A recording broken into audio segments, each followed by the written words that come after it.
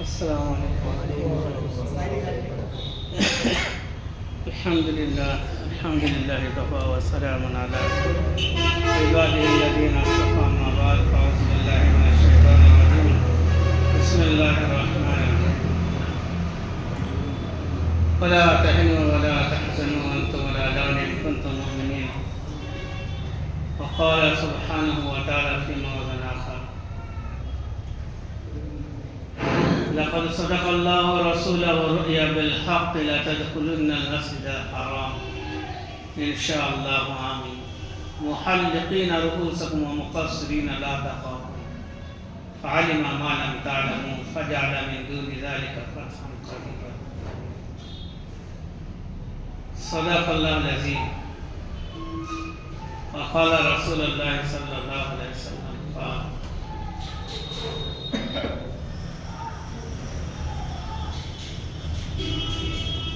الدنيا مزرعة الآخرة وقال رسول الله صلى الله عليه وسلم قال الدنيا سجن المؤمن وجنة الكافر أو كما قال عليه الصلاة والتسليم محترم बुजुर्ग दोस्तों अल्लाह सुब्हानहू व तआला अनुकंपा मेहरबानी द्वारा তিনি তার ঘরে আসার জন্য আমাদেরকে কবুল করেছেন। আল্লাহ তাবারক ওয়া তাআলা বড় ভালোবেসে আমাদেরকে ঈমান দান করেছেন, তারপরে তার আহকাম দিয়েছেন, কোরআনে আজিম মুকদ্দাস কিতাব দিয়েছেন, আখিরি রাসূল দিয়েছেন, আখিরি উম্মতের ফজিলত হিসাবে সেই ফজিলতে গণ্য করেছেন। আল্লাহ সুবহানাহু ওয়া তাআলা আমাদের সাথে এত ফজিলত আর এত মেহেরবানি করেছেন, এত ফজিলত দিয়েছেন, অনুকম্পা করে মাহশরের দিনে আল্লাহ যেন আমাদেরকে সকলকে এইভাবেই অনুকম্পা করে বিশ্বনবী সাল্লাল্লাহু আলাইহি ওয়াসাল্লামের শাফাআত নসিব করান এবং বিনা হিসাবে জান্নাতুল ফিরদৌসে দাখিল করে দেন। আল্লাহুম্মা আমিন। दोस्तों बुजुर्गों, আল্লাহ তাবারক ওয়া তাআলা একটি ছোট্ট দুনিয়া, তার নজরে হাকির দুনিয়া, আর মুমিন মর্দে মুমিনের নজরে হলো দুনিয়া হাকির। দুনিয়ার হাকিকত হাকির, দুনিয়ার স্থায়িত্ব হাকির, প্রত্যেকটা জিনিসই হাকির। সাহাবায়ে কেরাম থেকে বেশি ভালো আর কেউ বুঝতে ছিলেন না। সাহাবায়ে কেরাম সব থেকে বেশি ভালো বুঝতেন। এই জন্যে পহলি ফুরসতে প্রথমেই আল্লাহ রাসূল পাক সাল্লাল্লাহু আলাইহি ওয়াসাল্লামের সোহবত এবং তার সাথে মেহনত ও মুশাক্কাত করার জন্য তৈরি হয়েছে। আল্লাহ রাসূল পাক সাল্লাল্লাহু আলাইহি ওয়াসাল্লাম ঘর থেকে যখন বার হতেন তখন একরকম হতেন, আর যখন সন্ধ্যাবেলায় বাড়ি ফিরতেন মা ফাতেমা বলে আমি চিনতে পারতাম না আমার আব্বা করে।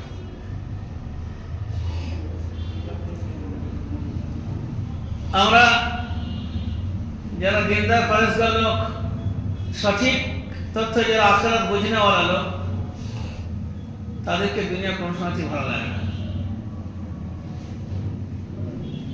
আর যে মানুষই আমলের দিক দিয়ে আগে বাড়বে আর আখিরাতের দিক দিয়ে গভীরভাবে চিন্তা করবে, তার দুনিয়া কোনোদিনও ভালো লাগে না।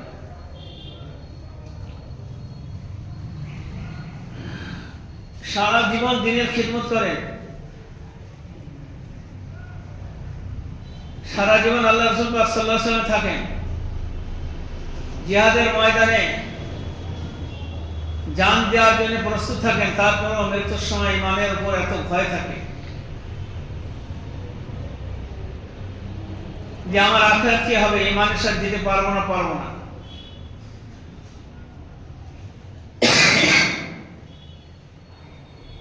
তারা মুহাসিবে নফস করে, সকাল থেকে সন্ধ্যা পর্যন্ত কি করলাম, সারাদিন কি করলাম, সন্ধ্যাবেলায় বা দিনের যে কোনো একটা সময়ে মুহাসিবে নফস, নফসের হিসাব,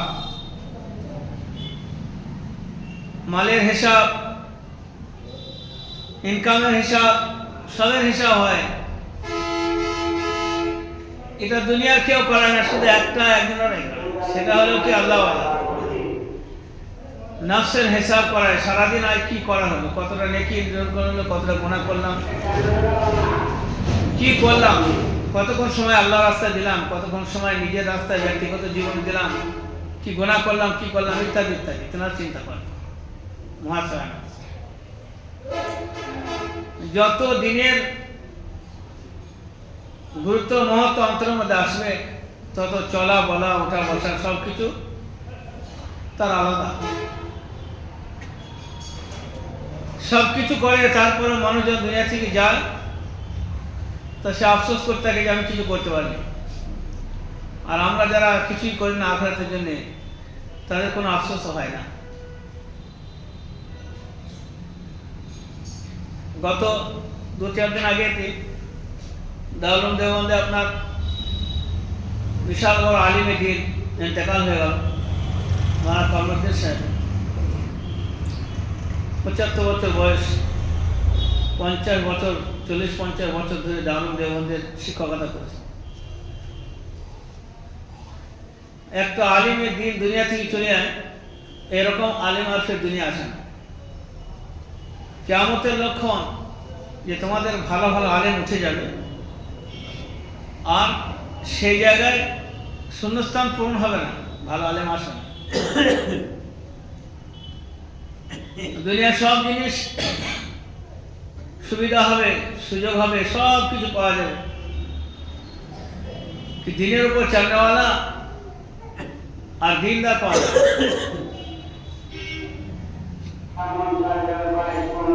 কুকুর বিড়ালে দুনিয়া ভরে যাবে, মানুষ থাকবে না। এই জন্যে আল্লাহ তাবারক ওয়া তাআলা যখন পূর্ণতা পেয়ে যাবে, তখন দুনিয়া শেষ করে দেবে।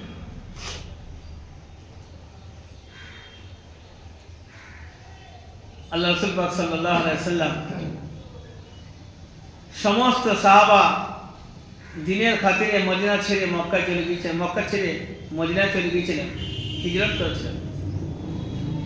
আল্লাহ রাসূল স্বপ্ন দেখছেন একদিন যে আমি মক্কায় যাচ্ছি উমরা করতে।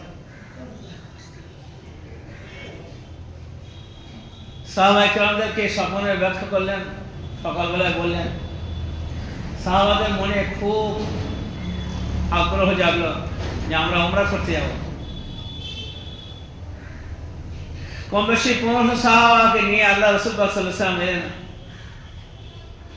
এর আগে তো বাড়ি থেকে, ঘর থেকে তাড়িয়েছে, দেশ থেকে তাড়িয়েছে, বেঈমানরা দেশ থেকে তাড়িয়েছে, ঘর বাড়ি লুট করেছে, অত্যাচার করেছে, অবিচার করেছে। প্রত্যেকটা যুগে ইমানদারদের পরীক্ষা। তা আল্লাহ রাসূল পাক সাল্লাল্লাহু আলাইহি ওয়াসাল্লাম সঙ্গীরা চলে গেছে। আল্লাহ রাসূল অবশেষে চলে গেলেন। আল্লাহ রাসূল যখন উমরা করতে আসেন, তো উমরা করতে যাব এরকম একটা পরিস্থিতি। তা হুদাইবিয়া নামক স্থানে উনি দাঁড়িয়েছেন, একজনকে পাঠালেন, বললেন যাও।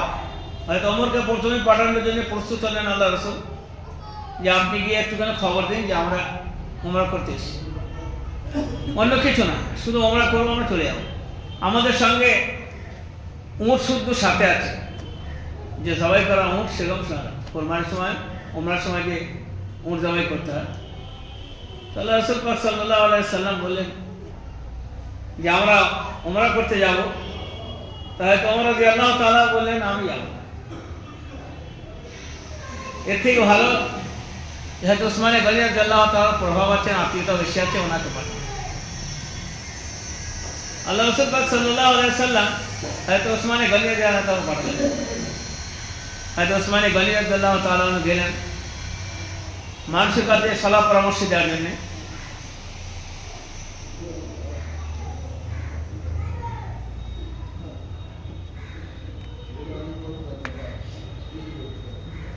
মানুষ তো তৈরি না।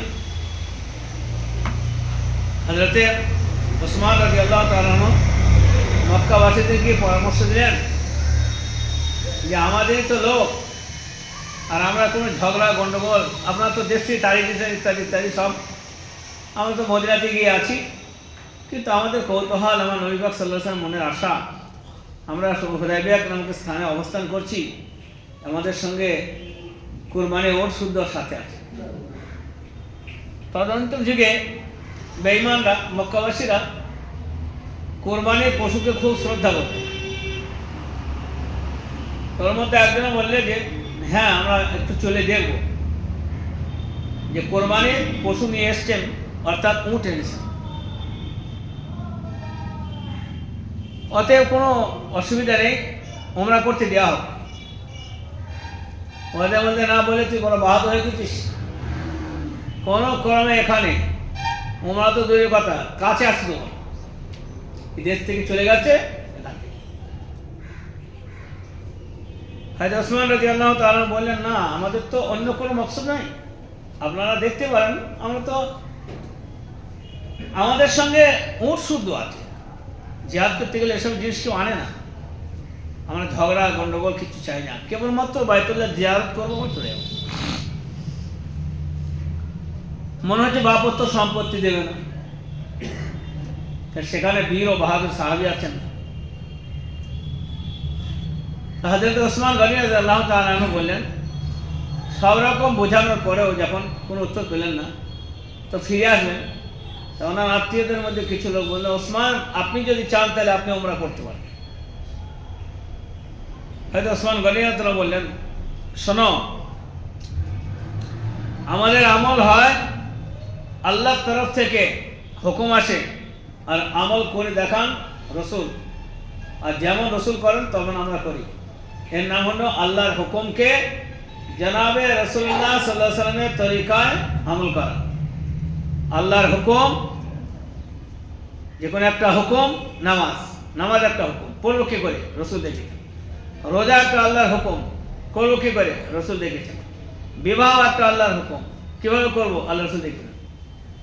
হজ কিভাবে করবো? আল্লাহ রসুল দেখেছেন। আকিকা কিভাবে, প্রত্যেকটা জিনিস। তো আমি ওমরা করতেই পারি না, এখনো আমার রসুল করেননি, রসুল করবেন প্রথমে, তারপরে আমি করব। আমি করব এটা কোনো আমল হবে না, আমার আমল রসুলের আমল সাথে মিলবে, সেই আমলটা আমল হবে, রসুলের অনুকরণ হবে, না কি আমার অনুকরণ হবে। বাইতুল্লাহর জিয়ারত করাটা বিশাল বড় একটা সৌভাগ্য বিষয়। এতদার সাথে হয়তো ওসমান গনি রাদিয়াল্লাহু তাআলা সেখানে অবজ্ঞা করলেন, ঠুকরে দিলেন, না না এমন আমার দ্বারা হবে না, আমি করবোই না, যদি আমার রসুল করেন তাহলে। তো আমল যেটা রসুল করেছেন ওইটাই আমরা করবো। মা আতাকুম রাসূল ফাখুযুহু ওয়া মা নাহাকুম আনহু ফান্তাহু। ওই রকম একটা জায়গায় যেখানে জান নিয়ে টানাটানি, সেখানে একটা গিরোহ সাথে, একটা বিশাল বড় সংখ্যার সাথে ফাইট করছেন হযরতে ওসমান গনি রাদিয়াল্লাহু তাআলা। আমাদের বিনা ফাইটে দেখা যাচ্ছে রসুলের আমল যেটা, সেটা আমার কাছে নাই। কার কাছে আছে? আমার কাছে ইহুদিদের আমল আছে। মুসলমানদের কাছে কার আমল আছে? ইহুদিদের। অথচ তাই বলো, ভাই তুই ইহুদিকে ভালোবাসিস? বলে কি করে ভালোবাসতে পারি মোল সাহেব, কি অবস্থা। হারামের হাত থাকতে হলে দুনিয়ার মধ্যে তো ওই ওটা একটা বীজ, মানে এতটা শত্রু বলে, হ্যাঁ, কিন্তু অনুকরণ তাদের। হয়তো হোসেন কে লাশ কারবালার ময়দানে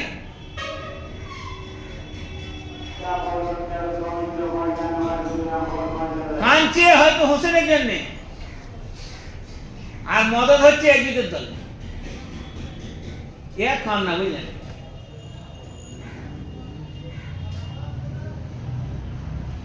প্রমাণ করছে আমরা আলীকে ভালোবাসি, আর মদত যোগাচ্ছে এজিদকে, আর চোখের পানি হোসেনের জন্য, হাসানের জন্য। আমাদের ঠিক তাই, আমলের দিক দিয়ে দেখলে পরে এখনো মুসলমানদের সাথে নাই। আল্লাহ দুনিয়ার মধ্যে কামিয়াব করবেন, কোরআন বারবার বলেছে যে কোন মাস সাদিকিন, সত্যবাদীর সাথে অসত্যবাদী জামাত করা,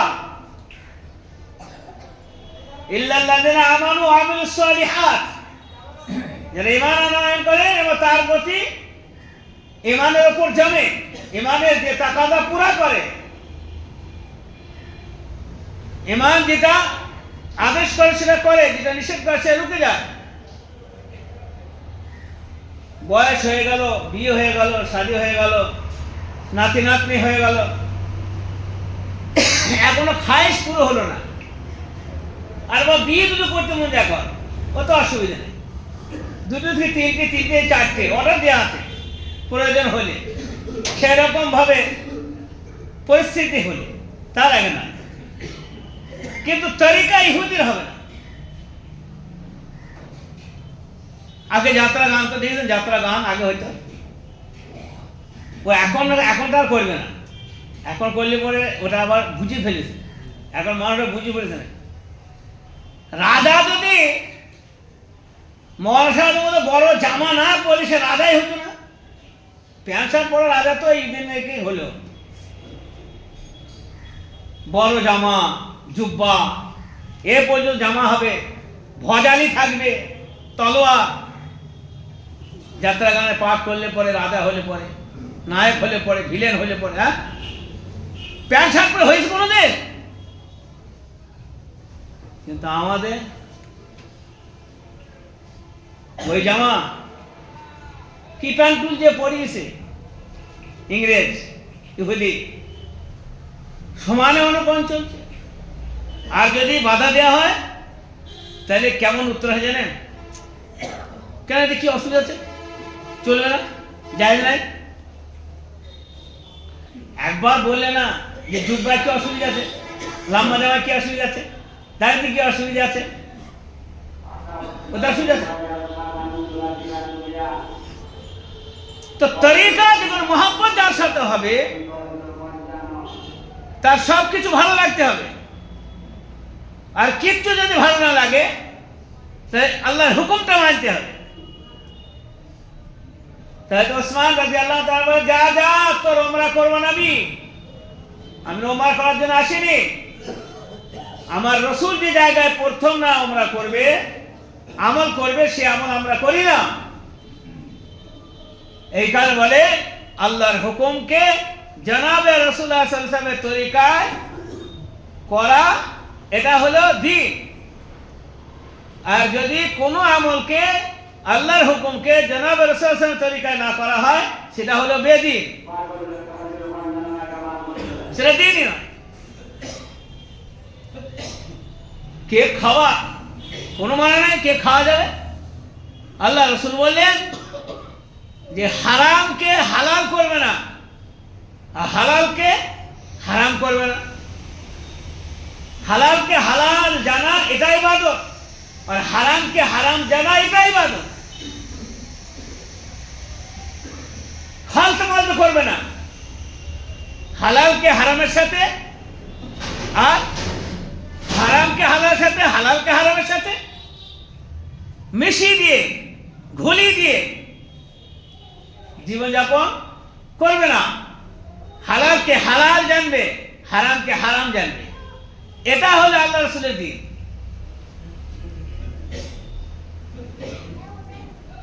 জনৈক সাহাবী ইসলাম গ্রহণ করার পূর্বে রাস্তা থেকে লুটপাট, মারামারি করে, কতল করে দিয়ে তার যা বুঝে চলে এসছে, তার মাল ফাল যা ছিল সব কেড়ে নিয়েছে। হযরত মুগীরা বিন শুবা রাদিয়াল্লাহু তাআলা ইসলাম গ্রহণ করার আগে রাস্তা দিয়ে যাচ্ছিল, তার মাল ফাল সব কেড়ে নিয়েছে। কায় ক্ষমতা ছিল, দ্বিখণ্ডিত করে। তারপরে যা বুঝে এসছে, আল্লাহ রসুল কাছে চলে এসেছে। আল্লাহ বলছে, আল্লাহ রসুল আমি ঈমান আনবো। বলে তাই? আল্লাহ রসুল বললেন, আহলান সাহলান মারহাবা, ঈমান আনার জন্য কোনো বাধা নেই, কিন্তু এটা তুমি ভুলে যাও না যে মালটা তুমি এনেছো ওই মাল, যার মাল তাকে দিয়ে আসতে হবে। ও মাল ইসলামে চলবে না, না তোমার চলবে। ইসলাম গ্রহণ করার পরে না ও মাল তোমার চলবে, না মাল আমার চলবে। যার মাল তাকে দিতে হবে। ইসলাম গ্রহণ করছো বলে তুমি এটা ভেবো না যে তোমার ওই হারামটা হালাল হয়ে যাবে। তাহলে যে স্বয়ং সম্পূর্ণ ইসলামে বসে আছে, ইসলামের ধ্বজা ধরেছে, যার জানা গজেছে ইসলামে, যার জন্ম হয়েছে ইসলামে, যার নুনু কেটেছে ইসলামে, সে যদি হালালকে হারাম করে খায় আর হারামকে হারাম করে বুঝে না বোঝে, তার খারাপের কথা হবে। নবী কি শিক্ষা দিলেন? তুমি এটা ভেবো না ইসলাম কবুল করবো বলে আমি একবার উল্লাস করে গেল। কেন আল্লাহর আদেশ সাথে যদি কেউ ইসলাম আসতে মানে জাহান্নাম থেকে বাঁচতে যায়, তাকে বাঁচাবে। পরিস্থিতি পরিবেশ যেরকম ভাবে স্যাটিসফাই হয় সেইভাবে করবে, এতে কোন রকমের অবজ্ঞা নাই। কিন্তু তাই বলে তার মাল হালাল হবে এটা অসম্ভব। যেভাবে তুই মাল ইনকাম করেছো ওই মাল চলবে না। তাহলে যারা ইসলামে প্রতিষ্ঠিত নিজেকে ভাবে, তারা যদি কোনো হারামকে হালাল করে মনে করে, মান তাশাব্বাহা বিকওমিন ফাহুয়া মিনহুম, যে জাতি যার অনুসরণ করবে, অনুকরণ করবে, কিয়ামতের দিনে বাটা তার সাথে উঠবে। ওর ইসলাম যদি অ্যালার্জি হয় তা চলে যায় কোন ধর্মে, কোনো অসুবিধা নাই। কিন্তু মনে মনে করবে যে এটাও চা ভালো, সাম্য রাখি, প্রেমও রাখি, হ্যাঁ, এটা হবে না। স্বামীর ঘর করবো, পরকিয়া করবো, ধরতে পারলে ঠ্যাং ভেঙে দেবো। আল্লাহ এসব পছন্দ করে না। মুখলিসিনের হক দিয়ে ইখলাস থাকতে হবে দিনের মধ্যে। 100% চেষ্টা করতে হবে লোকমা ইনকাম করা থেকে খাওয়া পর্যন্ত, সকালবেলা ওঠা থেকে শোয়া পর্যন্ত, নিজে আর ফ্যামিলি সর্বসময় চেষ্টা করতে হবে হালাল ইনকাম করা, হালাল খাওয়া। না হালাল ইনকাম করে হারাম তরিকায় খাবো, না হারাম ইনকাম করে হালাল তরিকায় খাবো। হারাম ইনকাম করে এসে দস্তরখানা বিছিয়ে দিলাম, ধূপ ধুনো দিয়ে দিলাম, একবার 3 বার 4 বার 10 দোয়া পড়ে নিলাম, লোকমা তুলতি একটা আলহামদুলিল্লাহ সুবহানাল্লাহ মধ্যে মধ্যে পানি আর অমক আর তমক, ও যতই কিছু করা হোক ওটা কাজ হবে না মা যদি হারাম থাকে। বড়দিনে এসে কেক খেয়ে নাও, মাশাআল্লাহ দস্তরখানা বিছিয়ে ছুরি দিয়ে কেটে সুবহানাল্লাহ বিসমিল্লাহ আলহামদুলিল্লাহ। শুয়োর যদি জবাই করা হয় বিসমিল্লাহ বলে, এটা পাক হবে না হালাল হবে? কুকুর যদি বিসমিল্লাহ বলে জবাই করে খাওয়া হয় তা পাক হবে?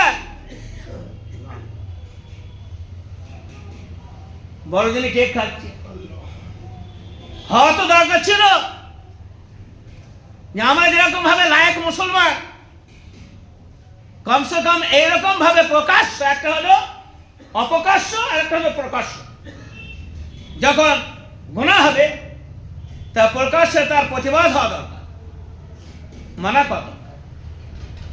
কমসে কম ইশারায় কেনায় বুঝিয়ে পারিয়ে, যদি নিজের জাতি হয় তার তো কোনো কথাই থাকে না, সে জায়গায় তার সহযোগিতা করা, তার মাল কিনে উচিত ছিল তাকে ব্যবস্থা করা, শিক্ষা দেওয়া। গুনাহ তো সবাই করে, যে চেয়ারে বসে বায়ান করছে ও বেশি গুনাহগার, এর মধ্যে সন্দেহ নাই। কিন্তু ওপেন একটা গুনাহ করে একটা রেওয়াজকে, থিওরিকে এমন ভাবে সিস্টেম চালু করে দেয়া যে আমাদের জেনারেশন ভেবে নেবে যে এটাই একটা বড় কাজ। প্রথম কথা বড়দিন কাকে বলে? আমার তো বড়দিন অনেকদিন আগে হয়ে গেছে।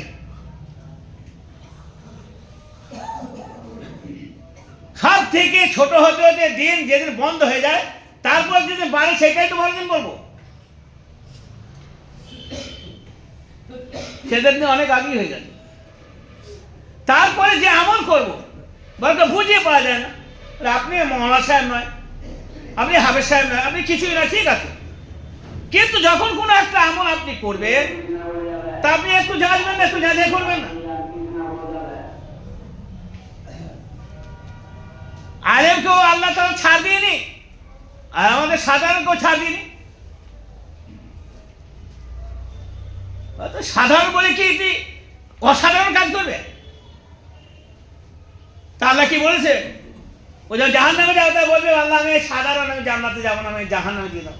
বলে কেন রে, কি হতো? বলে আমি সাধারণ, আমি আম। হ্যাঁ,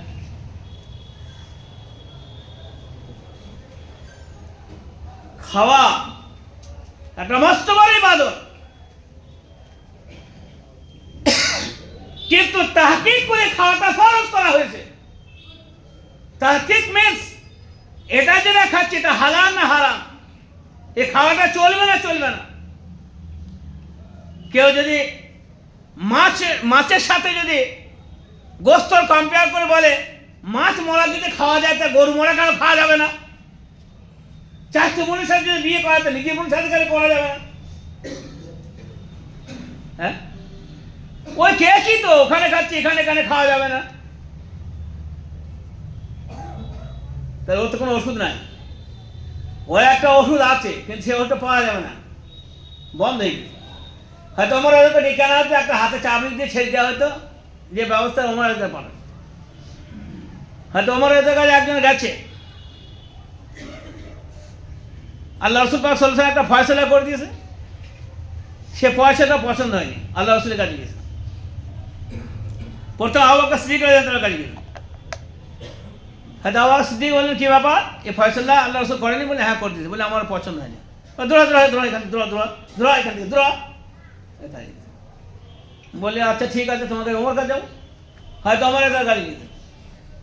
বলে কি ব্যাপার? বলে তোমার ফয়সলা হয়ে গেছে? বলে হ্যাঁ ফয়সলা করতেছে। বলে আমার ওটা ও ফয়সলা বেশ জুত হয়, পছন্দ হয়নি তো তুই দাঁড়াই। ঘরে ঘরে শুয়ে গেল। ও কে আর জানছে এটা আমার আখেরি দিন হবে। ও তো মনে করতে হয় তোমার তাহলে যা ফয়সলা করে আমার। ঘরে ভেতরে গিয়ে বড় তলোয়ারটা নিয়ে এসে গিয়ে মাথা চুলে মাথাটা কেটে দিল। বলে কি? বলে যার সরকারে দু আলম, যিনার উপরে শরীয়ত ফিট আছে, যিনি স্বয়ং সম্পূর্ণ কোরআন, যেটা কোরআন সেটা আল্লাহ রসুল, যে আল্লাহ রসুলের কোরআন, যার রসুলের ফয়সালা যার পছন্দ হয় না তার বেঁচে থাকার অধিকার নাই। যেহেতু আমি এখন জমিনের মধ্যে আছি ওমর, তা যারা আল্লাহ রসুলের এইরকম ভাবে দিনের আমরা যা করছি,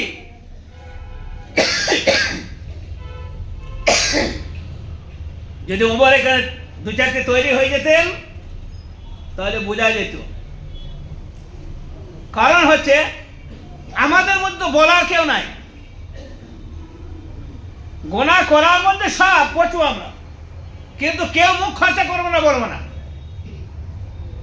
যদি একটু ভিড়ে আগে কেটে যায় সেখানে বলবো, যদি আমার ব্যক্তিগত স্বার্থে আগালে সেখানে বলবো, কিন্তু দিনের বেলায় কিন্তু হলে আমি জানি না। সে কারণে জাতির ধ্বংস শেষ হয়ে যখন আল্লাহ রসুল বলছেন আমার বিল মারুফ আর নেহি আনিল মুনকার ছেড়ে দেন। এর মানে শুধু তবলিগ কাজ করা নয়। আপনি যাচ্ছেন চাষ খেলা করছে, আপনি যাচ্ছেন জু খেলা করছে, আপনি যাচ্ছেন আমার চোখে গেঁদা খড় পড়লো, আপনার এখানে মাছ খড় পড়লো, হারাম খড় পড়লো, বেনামাজি পড়লো, কত রকম আল মুসলমানদের, যেটা আপনার সামনে এলো আপনি তাকে আবার বলবেন। আপনারও দায়িত্ব আছে, সে দায়িত্ব থেকে আপনি এড়াবেন কি করে? কিন্তু বড় আফসোসের বিষয়, আপনি যে কথা মসজিদে আসেন, এ মসজিদে আসা লোকগুলো কোনো সময় একটা একটা কানে কথা পড়ে যায়, কিন্তু যারা এই ধরনের, যারা জুম্মাও জানে না, আর রমজানও জানে না, ঈদও জানে না, বকরিদ জানে না, এমন আছে, তাদের সঙ্গে দেখা হয় তা মসজিদে হবে না, মসজিদের বাইরে হবে। তাদেরকে কে বলবে? আর আমরা তো মানুষ, তারাও মানুষ, তাদের চলাবলা মানুষদের সঙ্গে হবে, যে জাতির সাথে চলাবলা তাদের সাথে অবশ্যই হবে আর হয়। সেখানে আবার সেই তবলিগটা যেটা আমরা ইনফিরাদির নামে জানি, সেটা আমরা ইনফিরাদি তবলিগ হবে, সেটা মস্ত বড় একটা দাওয়াতের কাজ হবে। কারণ দাওয়াতের কাজ ওইটা নয়। এক শ্রেণী আছে, আমাদের বাংলা কথা আছে না, মুচিরা কিয়া কাম ও নয় ধরেছে ওই চাম, সেখানে সব দেখে ওই গায়ের কমকে দাওয়াত দিতে হবে, গায়ের কমকে দাওয়াত দিতে হবে। আর চিল্লাতে দে গায়ের কমকে, তোর ভাই তো গায়ের কম হয়ে বসে আছে, আগে ওকে দে। যে মদ খাচ্ছি সে গায়ের কম হতে বাকি থাকলো, যে গেলে খাচ্ছি সে গায়ের কম হতে বাকি কি থাকলো, যে মসজিদে আসে না সে গায়ের কম হতে বাকি কতটুকু থাকলো, সেগুলো কিছু বলে না। যারা মসজিদে আসে না কত একটা সংখ্যা আছে। সেই কারণে আপনি তবলিগে যেতে পারেন, সব সময় পারেন না, কিন্তু আপনি এনফরাদি ভাবে একাএকি ভাবে রাস্তাঘাটে উঠতে বসে চলতে তাকে নামাজের দাওয়াত দিতে পারেন। ওই কাজ থেকে রোকার জন্য আপনি তাকে বলতে পারেন।